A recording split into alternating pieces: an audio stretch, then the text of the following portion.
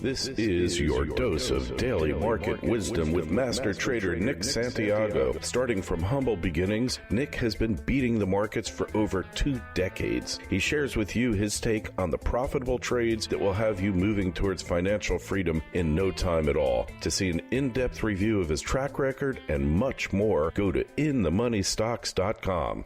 Welcome, and this is your daily dose of daily market wisdom with master trader Nick Santiago. I'm Kerry Lutz. Today is 11/5/2020. This is show number 153.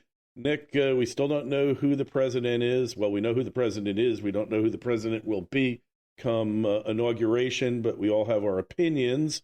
But nonetheless, the market continues on. That's right. The market continues on, and we're rallying. And really, the main thing right now is that there's gridlock in D.C. So as long as the Senate maintains control by the GOP, the market will like this, and I think we could even see some more upside. Now, we've had, I have to say, since the 2nd of November, we've had a monster rally here. So, let's call it what it is. I should say on October 30th, the S&P 500 was trading around 3250 or below 3250. We're now at 3520. So, it's been a tremendous run for the markets here, especially in the last couple of sessions. Right now, we're probably going to need a little bit of a breather, but I don't see any real problems out here at the moment. Markets have had a tremendous move. Yeah, so no real problems at the present time. The rally is going to continue for a while. And, hey, we got cases going to the Supreme Court. Litigations breaking out all over the place. As a recovering attorney, it's kind of what you like to see for sure. But nonetheless, hey, we're in for some interesting times here, eh? Yeah, we are definitely in for interesting times, to say the least. But the stock market move since November 2nd has been explosive. And, we're back at those October highs right now. The volume on this move has been incredible, too, which tells us there's some conviction behind it. So that tells us we're probably going to last a little bit longer. There will be pullbacks along the way because we're overbought already at this point in time. But overall, this is a very, very good market move. And I think, the president is reelected. I think you get an even bigger move. All right. Well, from your mouth to God's keyboard, as they say. But we have to kind of look beyond this. We can't let our emotions get carried away here and filter into our trading. Opportunities will be there regardless who is there. And we discussed this pre-call. This coming up could be the greatest opportunity you have to accumulate wealth. I think what the stock market's also saying here, Nick, is that stimulus is a done deal. It's baked in the cake. They'll probably be bailing out all the cities and states too, rightfully or wrongfully. But the mother of all stimulus packages is about to come. Well, I'm really not so sure if that's the case, and I'll tell you why. I don't think the Senate is going to allow that. So I have a hard time. I was looking at this scenario because these election results are still not final. It does help when we have a little bit more clarity, but I'm not so sure that that's going to happen. I don't think the Senate is going to go for that kind of deal, and that just creates more gridlock out here. So while we have a rally right now, we may not have a rally in a month from now. So just be aware of that. I'm not so sure that's going to happen. Now, if there was a blue wave, I do think that they would have obviously been bailed out across the board. But again, there's only so much money you can print so quickly, and at some point there's going to be a tipping point. We know that. Yeah. So that's going to happen at some point, regardless. The whole name of the game is to keep the party going as long as possible without infecting it. And if they infect it, it'll be a lot worse than the virus. So yeah. I'm not seeing the Senate going for a blockbuster bailout for all of the blue states. All right. Well, I think some kind of stimulus is on the way. Maybe it won't be a bailout for state and local, and they'll leave that till after, hoping that they get the White House. That remains to be seen. Well, on the weekly jobless claim front, what do we got there? So the weekly jobless claims today, the number was 751,000 claims. That was pretty much in line with what was expected.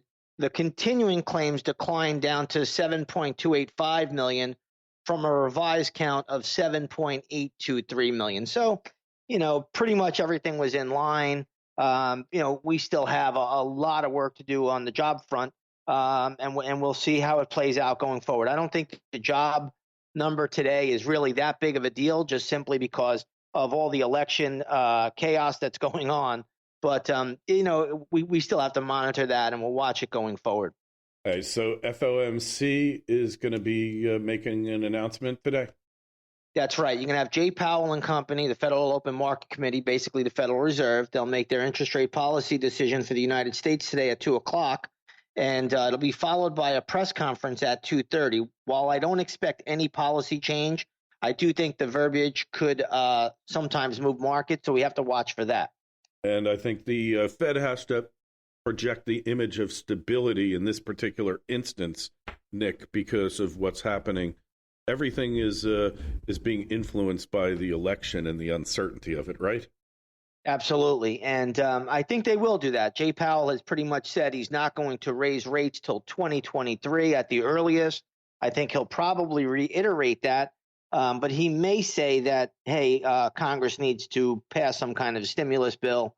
And I think that is coming from him this afternoon. All right. This is going to be interesting. And finally, no daily market wisdom would be complete without a look at the precious metals markets. Yeah, precious metals are flying higher today. So you got a great move today in gold. If you take a look at the GLD, that's up $3.91. If you look at gold futures, up $52 today, right around the 1950 level. So it's a big move in all the precious metals. And that's just telling you the markets are inflating. And again, very, very good leading indicator. We saw gold come off the lows recently, and today really just a very, very good move overall.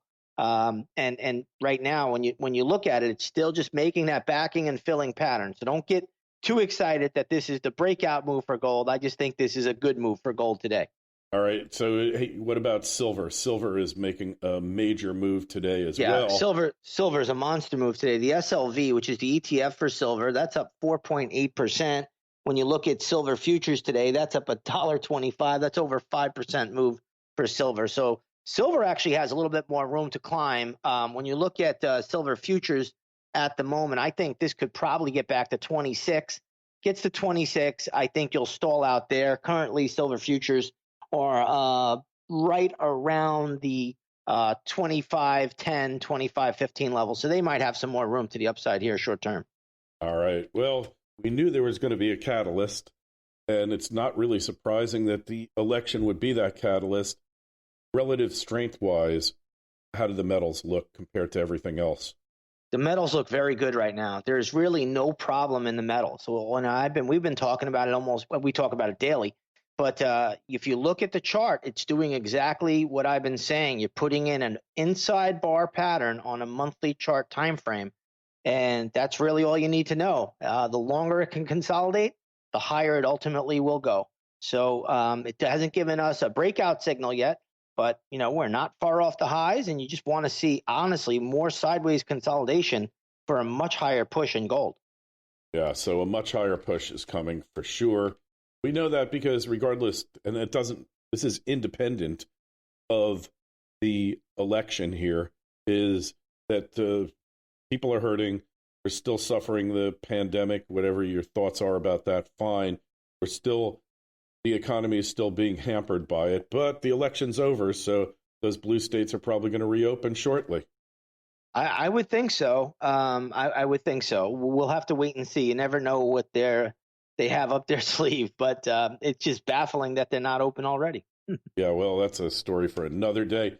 Anyways, that is it for today, but make sure you tune in tomorrow because Friday, I have a feeling, is going to be major for reasons we're not going to discuss now. A lot more clarity, election, economy, etc. is coming.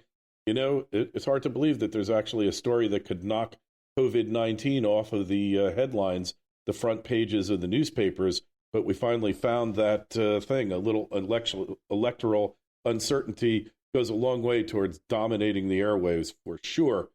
On that note, we'll pick up tomorrow. Make sure you take a look at inthemoneystocks.com, see Nick's trading record, see what else is happening here, and take a look at the Twitter feeds. Make sure you subscribe to them at ITMS, at Nick Santiago01, at Kerry Lutz, and email kl@kerrylutz.com. We really want to hear your opinions, and we will answer shortly. Obviously, the activities of this week, the developments have taken center stage, but we will get to your emails and your comments. And Nick, we will talk to you on Friday, and who the heck knows what's going to happen?